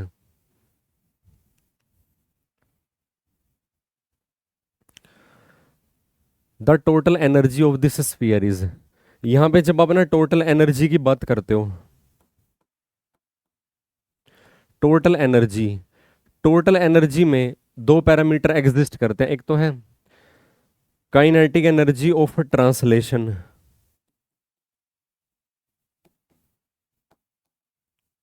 प्लस दूसरा आपके पास एग्जिस्ट करता है, क्योंकि इसकी ना ट्रांसलेटरी मोशन में स्लाइडिंग वाला पार्ट नहीं है, स्लाइड नहीं कर रहा, ये रोल होता हुआ जा रहा है, काइनेटिक एनर्जी ऑफ रोटेशन, कुछ इस तरीके से आप इसको ना फाइंड आउट करते हो। काइनेटिक एनर्जी ऑफ ट्रांसलेशन का क्या फॉर्मूला एग्जिस्ट करता है, half of M V square, plus kinetic energy of rotation का formula half of I omega square, ये फॉर्मूलाज एग्जिस्ट करते हैं। फर्दर जब आप इसको सोल्व करते हो, अब जैसे आपको ना मास की वैल्यू गिवन है 1 किलोग्राम, तो यहाँ पे आप पुट कर दोगे मास की वैल्यू को, पुट कर दोगे 1 किलोग्राम, और इसकी जो लीनियर वेलोसिटी है 50 सेंटीमीटर पर सेकंड है, उसको आप ना मीटर में कन्वर्ट कर लोगे, तो आपको 50 को ना 100 से डिवाइड करना पड़ेगा, ये मीटर पर सेकंड में आ जाएगा। प्लस, और ये क्या है, सॉलिड स्फीयर है, सॉलिड स्फीयर के केस में ना मोमेंट ऑफ इनर्शिया की वैल्यू पुट कर दोगे 2 divided by 5 mass of the sphere, 2 divided by 5 m are square होता है। रेडियस कितनी गिवन है, डायमीटर 10 सेंटीमीटर, तो वो बन जाएगा 5 सेंटीमीटर, 5 को 100 से मल्टीप्लाई कर दोगे, half of m are square, और साथ में आपको ना लिखना पड़ेगा ओमेगा का स्क्वायर। अब जब आप ओमेगा का स्क्वायर लिखते हो, v is equal to r omega, omega की वैल्यू को आप ना यहाँ से फाइंड आउट कर लोगे v डिवाइडेड बाय आर से, वेलोसिटी की वैल्यू कितनी की बना 50 सेंटीमीटर, और उसकी ना डायमीटर 5 सेंटीमीटर है, वेलोसिटी है 50। हम ना, क्योंकि ये भी सेंटीमीटर में वो भी सेंटीमीटर में है, मीटर में कन्वर्ट करोगे तब भी कोई इफेक्ट नहीं पड़ेगा, रेडियस से डिवाइड कर दो क्योंकि डायमीटर 5 है, तो ये आ जाएगा 10। तो ये आपको वैल्यू मिलती है 10 का स्क्वायर। फर्दर जब आप इसको ना सोल्व करते हो ओवरऑल, फिर आपको ना क्या आंसर मिलता है यहाँ पे टोटल एनर्जी का, स्टिल इज इक्वल टू, अब ये बेसिकली ना ये 1/2 है, 1/2 का जब आप स्क्वायर करोगे 1/4 आएगा। इसका मतलब है जो टोटल एनर्जी आएगी आपके पास, total energy is equal to, ये 1/2 का स्क्वायर है 1/4, और ये आ जाएगा 1/8 प्लस, यहाँ पे आप देखिए ध्यान से, यहाँ पे जब आप देखते हो इसको फर्दर, 2 से 2 कैंसिल हो जाएगा, ये वाला 2 तो कैंसिल ही हो जाएगा अगर आप ध्यान से देखोगे। अब ये आ जाएगा आपके पास 100 के स्क्वायर से, अच्छा ये 100 का स्क्वायर है, यहाँ पे आप इसको ना लिखना पड़ेगा न्यूमरेटर में, एक वैल्यू तो आपको ना मिलती है 5 और एक ना 2 भी है, 5 × 2 ये आपके पास बन जाएगा 10, डिवाइड में 5 × 2 तो 10 बन जाएगा, ये 10 का स्क्वायर है यानी कि 100, 100 एक बार है, यहाँ पे 100 दो बार है, तो 100 इसके डेनोमिनेटर में आ जाएगा, 10⁴, 10⁴, हाँ जी ये 100 आ जाएगा, स्टिल इज इक्वल टू, ये आ जाएगा 1/8 प्लस, ये वैल्यू आती है आपके पास 1/10, स्टिल इज इक्वल टू 1/8 को जब आप ना डेसिमल में कन्वर्ट करते हो 1/4 का भी हाफ करना पड़ता है, 1/4 होता है 0.25, उसका हाफ करोगे 0.125 आ जाएगा, 0.125 में यानी कि 0.125 में जब आप ना 0.1 ऐड कर देते हो तो आपको ना क्या वैल्यू मिलती है यहाँ से, एक मिनट, यहाँ पे अगर आप ना इसका 1/4 होता है 0.25, और ये वैल्यू मिलती है 0.1,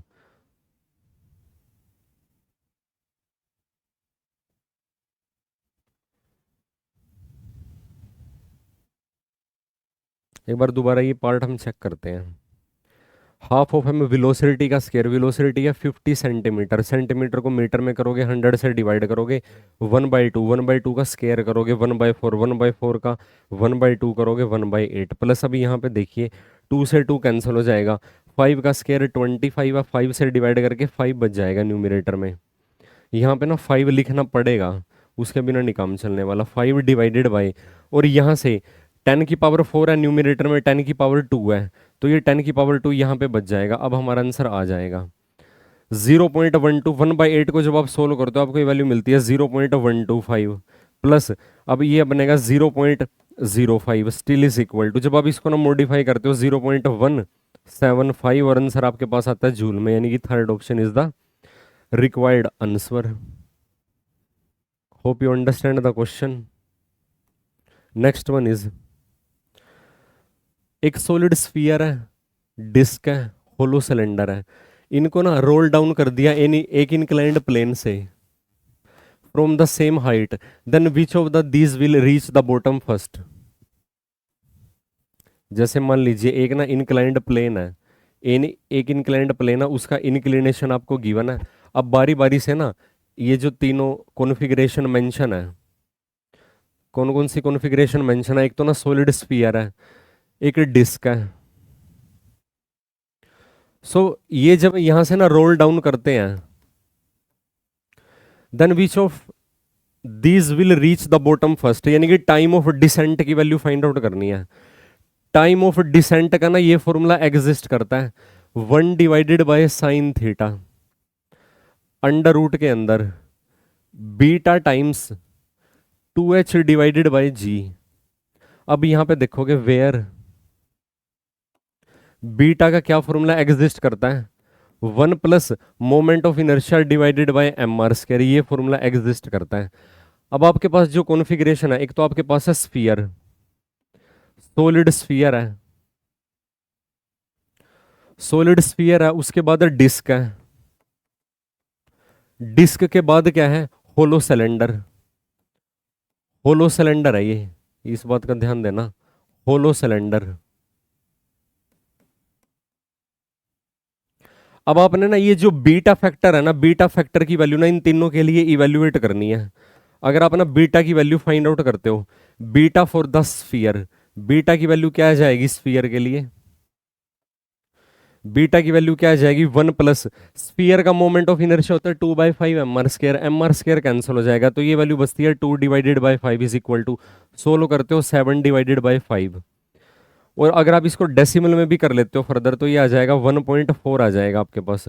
डिस्क के लिए बीटा की वैल्यू जब आप इवेल्युएट करते हो तो ये आपको मिलता है 1 प्लस, डिस्क का मोमेंट ऑफ इनर्शिया कितना होता है 1/2 mr², यानी कि 1/2 0.5 इज इक्वल टू ये वैल्यू आती है 1.5। यानी कि डिस्क के लिए जो बीटा की वैल्यू है वो स्फीयर के बीटा की वैल्यू से ज्यादा है। फर्दर क्योंकि ये होलो सिलेंडर है, होलो सिलेंडर में ना रिंग वाला कंसेप्ट लगेगा, ये सिलेंडर के लिए अगर आप लिखोगे, होलो सिलेंडर का मोमेंट ऑफ इनर्शिया उतना ही एग्जिस्ट करता है जितना रिंग का एग्जिस्ट करता है, वो mr² होता है, तो 1+1 वो वैल्यू आ जाएगी 2। सो आप देख रहे हो सबसे स्मॉल वैल्यू है जो बीटा की वो ना स्फीयर के लिए एग्जिस्ट कर रही है, तो टाइम सबसे कम किसका हो जाएगा स्फीयर का हो जाएगा। विच of the flowing will reach the bottom first, और जिसका टाइम सबसे कम होगा वही तो सबसे पहले ग्राउंड पे पहुंच जाएगा। Solid sphere is the right answer. तो हम यहां पे क्या लिखेंगे, as beta of the sphere is less than that of beta of the disc which is again less than beta of the cylinder. इसका मतलब time for the sphere is less than time for the disc is less than time for the cylinder. इस तरीके से आप ना find out कर सकते हो। इसमें ऐसा क्वेश्चन भी बन सकता है कि कौन सबसे ज्यादा स्पीड के साथ ग्राउंड पे पहुंच जाएगा, तो वेलोसिटी और बीटा के बीच में जो रिलेशनशिप होता है वो आपने फाइंड आउट कर लेना, वो वैल्यू भी आप फाइंड आउट करोगे कि कौन सबसे ज्यादा स्पीड से पहुंच जाएगा। मल्टीपल क्वेश्चन यहां से बन सकते हैं।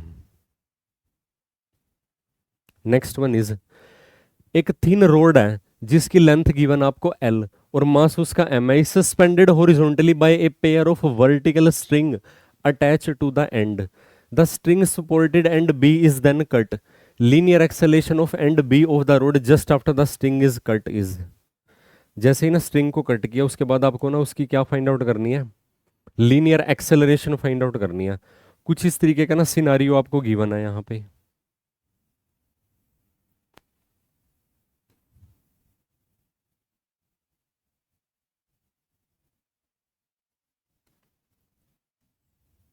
ये ना रोड है जिसको ना सस्पेंड किया हुआ है थ्रेड की हेल्प से।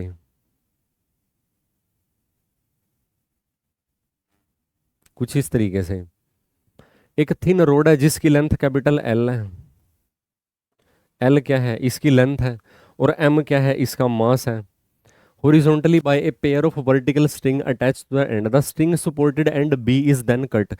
ये एंड है जो इस एंड का नाम A है, the string supporting end A is then cut. अब मान लीजिए ये जो रोड का ये वाला एंड है, इस एंड का नाम A है, इस एंड का नाम B है। अब इन्होंने बोल दिया कि इस स्ट्रिंग को ना कट कर दिया, इस स्ट्रिंग को जब कट कर दोगे सॉरी, इस एंड को जब कट कर दिया जाएगा स्ट्रिंग को, तो ये एंड इसका ना फ्री हो जाएगा रोड का, तो इसकी ना रोटेशनल मोशन स्टार्ट हो जाएगी। अगर आप ना फोर्स की बात करो यहाँ पे, फोर्स कौन कौन से एक्ट कर रहे हैं इसके ऊपर ना, इसका वेट एक्ट करेगा डाउनवर्ड डायरेक्शन में M × G। अब उसके बाद क्या हो जाएगा, जैसे ही जब इसको ना कट किया जाएगा,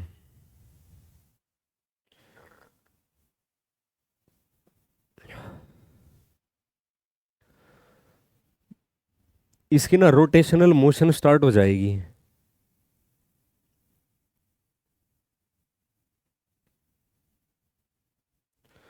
सो हम ना इस पे ये फाइंड आउट करते हैं कि जब ये एंड इसका ना फ्री हो जाएगा इस पे ना टॉर्क कितना एक्ट करेगा, क्योंकि जो जब ये रोटेट करना स्टार्ट करेगा तो बेसिकली टॉर्क की वजह से ही तो करेगा। तो टॉर्क एक्टिंग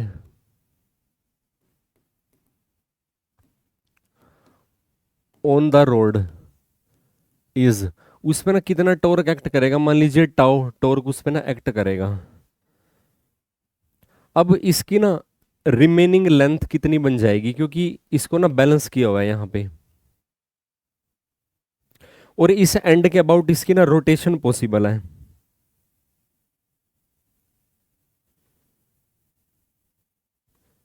सो टॉर्क कितना लगेगा, फोर्स इंटू लीवर आर्म की फॉर्म में आप उसको एक्सप्रेस करते हो,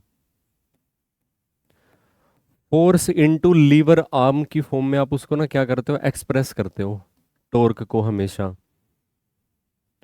तो फोर्स तो यहां पे अगर आप ध्यान से देखोगे, फोर्स तो लगेगा इस पे ग्रेविटी का mg, और लीवर आर्म बन जाएगी इसकी L डिवाइडेड बाई 2।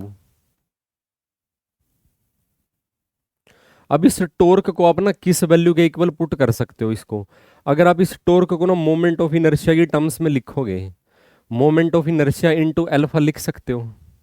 तो क्या लिख सकते हो इसको, moment of inertia into angular acceleration alpha. आपको तो एंगुलर वेलोसिटी की वैल्यू फाइंड आउट, हाँ लीनियर एक्सेलरेशन, यहाँ पे जो इसकी लीनियर एक्सेलरेशन होगी ना वही क्या होगी, इसकी एंगुलर एक्सेलरेशन ही इसकी क्या रहेगी, लीनियर एक्सेलरेशन रहेगी। अब इसका मोमेंट ऑफ इनर्शिया, अगर एक रोड को एक एंड से सस्पेंड कर दिया जाए तो उसका मोमेंट ऑफ इनर्शिया भी आपको वैल्यू यहाँ पे ना यूज करनी पड़ेगी। इसका मतलब क्या हुआ, फर्दर जब आप इसको सोल्व करते हो, इसका मतलब अगर आप यहाँ पे ना एक्सपेंड करते हो इसको, mg L divided by 2 is equal to, moment of inertia की वैल्यू आपने लिखनी पड़ेगी यहाँ पे m L square divided by, और यहाँ पे अल्फा भी है, एक एंड के अबाउट मोमेंट ऑफ इनर्शिया ये बन जाएगा 3 ml square divided by 3।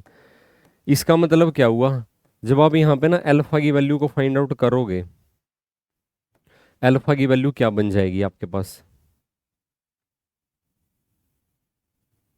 Linear acceleration. Force को आप कैसे लिख सकते हो, मास इनटू एक्सेलरेशन, तो ये moment of inertia into angular acceleration है, लीनियर एक्सेलरेशन, ये एंगुलर एक्सेलरेशन है। यहाँ पे एंगुलर एक्सेलरेशन की वैल्यू कितनी आ जाएगी, m से m कैंसिल हो जाएगा, तो ये आ जाएगा 3mg, अच्छा m से m भी कैंसिल हो जाएगा, ये बन जाएगा आपके पास 3g divided by twice of l।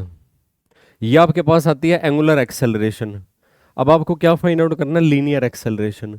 अब एंगुलर एक्सेलरेशन और लीनियर एक्सेलरेशन के बीच में ना क्या फॉर्मूला एग्जिस्ट करता है, अगर आप ध्यान से देखो, नाउ अगर आप यहाँ पे ना एक्सेलरेशन की वैल्यू फाइंड आउट करते हो, जैसे आप लिखते हो यहाँ पे ना radial acceleration is equal to, radial acceleration लिख सकते हो, या यहाँ पे ना टेंजेंशियल एक्सेलरेशन आप लिख सकते हो। एक्सेलरेशन सिंपली क्या आ जाएगा, आर इंटू एल्फा।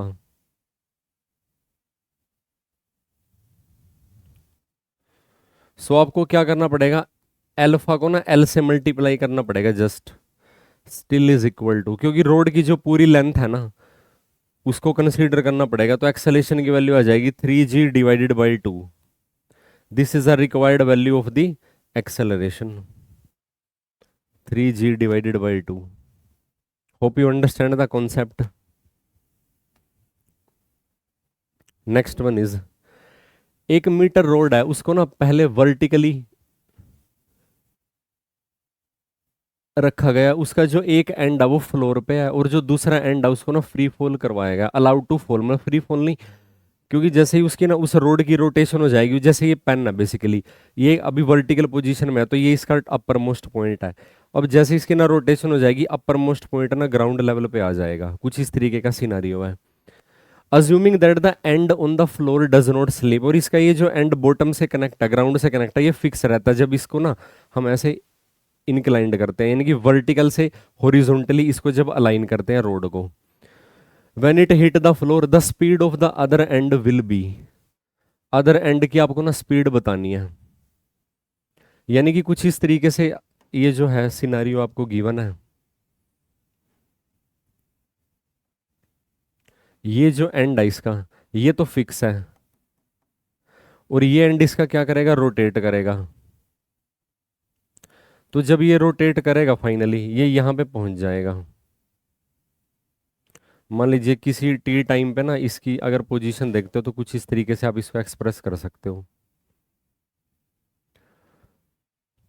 अब यहाँ पे अगर आप ध्यान से देखो, जो इसका सेंटर ऑफ ग्रेविटी है, centre of gravity, a metre rod, उसकी लेंथ कितनी है 1 मीटर, तो सेंटर ऑफ ग्रेविटी कितना रहेगा 1/2 मीटर हाइट पे रहेगा इसका सेंटर ऑफ ग्रेविटी।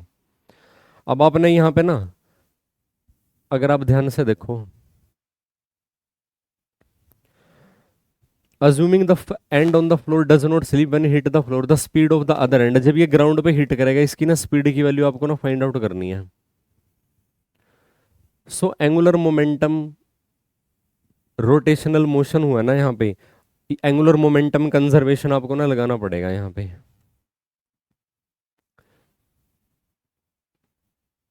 हाँ, एंगुलर मोमेंटम नहीं, energy conservation. So according to conservation of energy, energy conservation के अकॉर्डिंग जो उसकी इनिशियल एनर्जी है, इनिशियल एनर्जी इस एंड की ग्राउंड के रिस्पेक्ट में, यानी कि आप ना ये बोल सकते हो यहाँ पे जो पोटेंशियल एनर्जी है ना, जो इनिशियल एनर्जी है वो तो क्या है उसकी ना पोटेंशियल एनर्जी, वो किस में कन्वर्ट हो जाएगी, रोटेशनल काइनेटिक एनर्जी में। रोटेशनल काइनेटिक एनर्जी में क्या हो जाएगी, कन्वर्ट हो जाएगी। इसका मतलब क्या हुआ, जो इसकी ना पोटेंशियल एनर्जी है वो बन जाएगी mg, और ये h/2, यानी कि 1/2 is equal to rotational kinetic energy, ये बन जाएगा half of moment of inertia, और यहां पे आपको लिखना पड़ेगा एंगुलर वेलोसिटी का स्केयर, ओमेगा का आपको स्केयर लिखना पड़ेगा। अब इसका ना क्योंकि इसको एक वन एंड के अबाउट ना रोटेशन करवाई जा रही है, इस रोड का एक एंड के अबाउट जो मोमेंट ऑफ इनर्शिया है वो वैल्यू आपको क्या करनी पड़ेगी, यहाँ पे कंसीडर करनी पड़ेगी मोमेंट ऑफ इनर्शिया की वैल्यू, और वो कितनी होती है 1/3 ml²। इसका मतलब क्या हुआ, mg/2 is equal to 1/2 moment of inertia की वैल्यू ml²/3, और l की वैल्यू ना 1 गिवन है।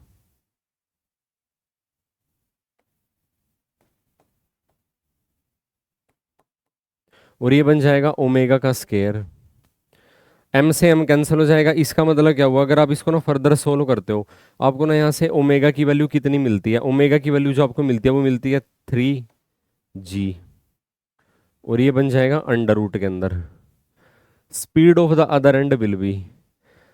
अब इसका मतलब क्या हुआ, जो स्पीड है स्पीड कितनी बन जाएगी r में ओमेगा, r की वैल्यू है इस कॉर्नर से दूसरे कॉर्नर का जो गैप है वो तो 1 मीटर ही है एक तरीके से, अगर आप देखोगे ध्यान से वो कितना है बेसिकली, यहाँ पे ना इस ऑप्शन में आप ऐसा कर लेना, यहाँ पे अंडर रूट मेंशन कर लेना क्योंकि फोर्थ ऑप्शन भी 3g गिवन है ना। सो आर की वैल्यू तो 1 मीटर है सिंपली, और ओमेगा की वैल्यू हमने फाइंड आउट किया √3g, तो ये आपके पास आंसर आ जाता है √3g is the required answer, यानी कि second option is the required answer. Hope you understand the concept.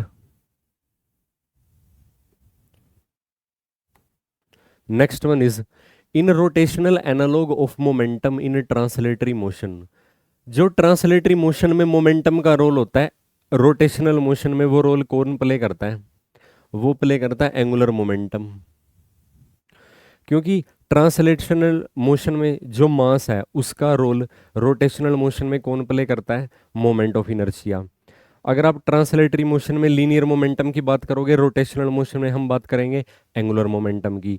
Translatory motion में जब आप ना फोर्स की बात करते हो, रोटेशनल मोशन में आप बात करते हो टॉर्क की। तो इस तरीके से मोमेंटम के corresponding angular momentum. Next one is if angular momentum of a body increases by 2% और उसका जो मोमेंट ऑफ इनर्शिया है उसको डिक्रीज कर दोगे 1% से, तो काइनेटिक एनर्जी ऑफ रोटेशन पे उसका ना क्या इफेक्ट पड़ेगा। अब काइनेटिक एनर्जी ऑफ रोटेशन का एज रोटेशनल काइनेटिक एनर्जी का ना ये फॉर्मूला एग्जिस्ट करता है 1/2 moment of inertia into angular velocity का स्क्वायर। अब इन्होंने ये कहा है कि जो एंगुलर मोमेंटम है, अच्छा ये तो इसका ना ये फॉर्मूला एग्जिस्ट करता है also the kinetic energy of rotation. Kinetic energy of rotation को आप एंगुलर मोमेंटम की टर्म में भी एक्सप्रेस कर सकते हो, L square divided by 2I। जैसा कि आप ना काइनेटिक एनर्जी को ना लीनियर मोमेंटम की टर्म में एक्सप्रेस कर सकते हो इस तरीके से। अब इन्होंने ये कहा है कि भी अगर एंगुलर मोमेंटम में 2% का क्या कर दिया जाए, इंक्रीमेंट कर दिया जाए, और मोमेंट ऑफ इनर्शिया को 1% से डिक्रीज कर दिया जाए। न्यूमिरेटर वाली वैल्यू को 2% बढ़ा रहे हो, डेनोमिनेटर वाली वैल्यू को 1% कम कर रहे हो, तो ओवरऑल काइनेटिक एनर्जी इंक्रीज ही होगी, क्योंकि डेनोमिनेटर वाली क्वांटिटी को डिक्रीज करोगे तो भी जो लेफ्ट हैंड साइड में क्वांटिटी है उसकी वैल्यू बढ़ जाएगी। ये बेसिकली जैसे ना एरर का क्वेश्चन हम सोल्व करते हैं ना, सो इसको सोल्व करने के लिए जैसे हम ना एरर की भी हेल्प ले सकते हैं, क्योंकि आपको ना परसेंटेज चेंज फाइंड आउट करना काइनेटिक एनर्जी ऑफ रोटेशन में, कुछ इस तरीके से रोटेशनल काइनेटिक एनर्जी की जो एक्चुअल वैल्यू है और उसके अंदर जो चेंज है, और उसका आपको ना परसेंटेज वैल्यू फाइंड आउट करनी है, इज इक्वल टू। अब एंगुलर मोमेंटम की ना 2 पावर पे ये डिपेंड करता है, तो ये बन जाएगा एंगुलर मोमेंटम के अंदर जो परसेंटेज इंक्रीमेंट है प्लस मोमेंट ऑफ इनर्शिया की पावर 1 पे डिपेंड करता है, और मोमेंट ऑफ इनर्शिया के अंदर जो परसेंटेज चेंज है। कुछ इस तरीके से आप इसको ना सोल्व कर सकते हो। एंगुलर मोमेंटम के अंदर तो 2% का इंक्रीमेंट है, तो 2 को मल्टीप्लाई कर दोगे 2 से, प्लस 1 को मल्टीप्लाई कर दोगे, एंगुलर मोमेंटम में मोमेंट ऑफ इनर्शिया में डिक्रीज है 1% का, तो ओवरऑल जो 5% का क्या रहेगा इसमें ना इंक्रीमेंट रहेगा, इंक्रीज बाय 5%। जैसे एरर में हम क्वेश्चन करते हैं ना परसेंटेज वाले, उसके बेसिस पे ही हम ये सोल्व कर सकते हो। So finally last but not the least one, एक पार्टिकल है जो स्लाइड कर रहा है, एक पार्टिकल क्या कर रहा है, स्लाइड कर रहा है from the top most point of a vertical circle of radius r along a smooth chord making an angle theta with the vertical. Time of descent की वैल्यू फाइंड आउट करनी है आपको। अब आपको ना एक ना वर्टिकल सर्कल ड्रॉ करना है पहले, यहाँ पे ये वर्टिकल सर्कल है, ये सर्कल का ना डायमीटर है। अब इन्होंने ये कहा है कि जो पार्टिकल स्लाइड करेगा, यहाँ पे मान लीजिए वो पार्टिकल है वो स्लाइड कर रहा है एक कोर्ड के अलोंग। अब ये कुछ इस तरीके से अगर आप ना एक कोर्ड कंसीडर करते तो ये कोर्ड है, इस कोर्ड के अलोंग वो क्या कर रहा है, स्लाइड कर रहा है, मान लीजिए v वेलोसिटी से, m मास का पार्टिकल है, vertical circle of radius r, circle की रेडियस आपको r गिवन है। अब इस कोर्ड का ना सर्कल के करो पार्ट के साथ एंगल अगर आप अल्फा कंसीडर करते हो, अब जैसे यहां पे अगर आप ध्यान से देखो इसका ना वेट एक्ट करता है डाउनवर्ड डायरेक्शन में, mass into acceleration due to gravity. ये आप सिंपली ये ना वर्टिकल डायरेक्शन है, अगर आप इसको ड्रॉ करते हो कुछ इस तरीके से ना वर्टिकल है, ये एंगल हमने ना अल्फा कंसीडर किया हुआ है। अगर ये एंगल अल्फा है, उसके बाद वेलोसिटी को आप ना कैसे एक्सप्रेस कर सकते हो, सॉरी एक्सेलरेशन को आप ना कैसे एक्सप्रेस कर पाओगे, यहाँ पे आपको ना यहाँ पे ना थीटा का एंगल बनाना पड़ेगा, यहाँ पे वर्टिकल ड्रॉ अगर आप करोगे, जब आप यहाँ पे ना वर्टिकल ड्रॉ करते हो, एक मिनट, ये हम इसके ये जो कोर्ड है ना इसको आप इसके ना डायमीटर से कनेक्ट कर दीजिए, कोर्ड को आपने ना डायमीटर से कनेक्ट करना है, ताकि उसका ना जैसे जब आप कंपोनेंट कंसीडर करते हो वो इजी हो जाए कंसीडर करना, कुछ इस तरीके से। ये इसकी एक कोर्ड है, ये क्या है, इसकी एक ना कोर्ड है। अब कोर्ड का ये एंगल तो गिवन है अल्फा, और मान लीजिए इसने डायमीटर के साथ ये एंगल बना लिया थीटा। अब ये ऐसे ना पार्टिकल एक्सेलरेट कर रहा है, एम मास का पार्टिकल है यहाँ पे, ये इसकी वेलोसिटी है। सो अगर आप ना इसका वेलोसिटी का इसकी कोर्ड के अलोंग कंपोनेंट, मान लीजिए कोर्ड ए बी है, इस कोर्ड के अलोंग जब आप इसका ना क्या कंसीडर करोगे, एक्सेलेरेशन कंसीडर करोगे, जब आप इसकी एक्सेलेरेशन कंसीडर करते हो, यहाँ पे वेलोसिटी की जगह ना एक्सेलेरेशन लिख लीजिए। Here acceleration of particle along chord A B is equal to कितनी एक्सेलेरेशन बन जाएगी इसकी, ये बन जाएगी जी साइन एल्फा। कितनी बन जाएगी, जी साइन एल्फा। और अल्फा और थीटा का सम कितना गिवन है, अल्फा और थीटा क्या है, 90 डिग्री है। क्योंकि ना जितना इस कोर्ड ने सर्कल के साथ ही यहाँ पे ना, अगर यहाँ पे हॉरिजॉन्टल ड्रॉ करते हो, टेंजेंट के साथ एंगल बनाया ना, उसी पे ही क्या डिपेंड करती है, उसकी एक्सेलेरेशन डिपेंड करती है। फर्दर अगर आप इसको सोल्व करते हो, अब आप ना एल्फा एंगल को कैसे लिख सकते हो, एल्फा एंगल को आप क्या लिख सकते हो, 90 डिग्री माइनस में थीटा लिख सकते हो। सो यहाँ पे जो एक्सेलेरेशन की वैल्यू आपके पास आ जाती है G cosine of theta. Initial velocity क्या है, इनिशियल वेलोसिटी इस पार्टिकल की 0 है। और ये ना कितना वर्टिकली ना ट्रेवल करेगा, अगर आप ध्यान से देखोगे यहाँ पे, ये कितना वर्टिकल ट्रेवल करेगा यहाँ पे। अब आपने क्या करना है, ये जो कोर्ड ए बी है इसको रेडियस के, इसके डायमीटर का ना कंपोनेंट बनाना है। जो कोर्ड ए बी है उसको आप कैसे लिख सकते हो, ए बी है जो कोर्ड है, ए बी को आप ना क्या लिख सकते हो, अगर आप ध्यान से देखो, ए बी क्या बन जाएगी,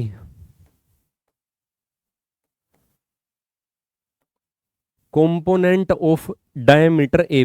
मान लीजिए ये इसका डायमीटर है, इसको आप ना मान लीजिए ये बी ई से एक्सप्रेस करते हो, component of B E along theta. So A B को आप ना क्या लिख पाओगे अब दोबारा फिर इस फॉर्मूलेशन से, तो इसका जो डायमीटर है वो डायमीटर है बेसिकली रेडियस का ट्वाइस, और इसका कंपोनेंट थीटा पे, तो इतना ये वर्टिकल डिस्टेंस से ट्रेवल करेगी। और यही आपको ना इसका जो डिस्टेंस है एस से आप इसको एक्सप्रेस कर सकते हो एस। अब आपको ना उसकी एक्सेलेरेशन की वैल्यू पता है, ये उसकी एक्सेलरेशन है, और आपको डिस्प्लेसमेंट की वैल्यू पता है। अब आप इक्वेशन ऑफ मोशन यूज करोगे, सो इसके बाद अगर आप सोल्व करते हो इसको, so S is equal to U T plus half A T square अगर आप लगाते हो, U T plus half of A T square, time of descent की वैल्यू फाइंड आउट करनी है ना। एस की वैल्यू तो ये बन जाएगी जो ए बी है, तो एस की वैल्यू आपके पास आ जाएगी 2r cos theta is equal to, क्योंकि रेडियस आर है, इनिशियल वेलोसिटी उसकी 0 है, एक्सेलेरेशन बन जाएगी जी कोसाइन थीटा, तो ये बन जाएगा जी कोस थीटा डिवाइडेड बाई 2, और ये बन जाएगा टी स्क्वायर। कोस थीटा से कोस थीटा कैंसिल हो जाएगा। सो यहाँ पे अगर आप फाइनली इसका आंसर लिखोगे, तो जो टाइम ऑफ डिसेंट है, टाइम ऑफ डिसेंट आपको ना क्या फॉर्मूला प्रोवाइड करेगा, यह आ जाएगा अंडर रूट के अंदर 4r और डिवाइड बाय जी। तो इसमें कोई भी थीटा नहीं आया तो आंसर आएगा independent of theta, 4r divided by G. तो इस तरीके से आप ना ये सोल्व कर सकते हो। होप आपको आज का कंटेंट समझ में आया होगा। फर्दर अगर आपको कोई डाउट हो तो आप डिस्कस कर सकते हो। फाइनली आपने इस क्लास को शेयर करना है ताकि ज़्यादा से ज़्यादा स्टूडेंट को इसका बेनिफिट हो सके। मिलते हैं नेक्स्ट क्लास में ग्रेविटेशन चैप्टर के पी वाई क्यू के साथ। Thank you very much and have a nice day.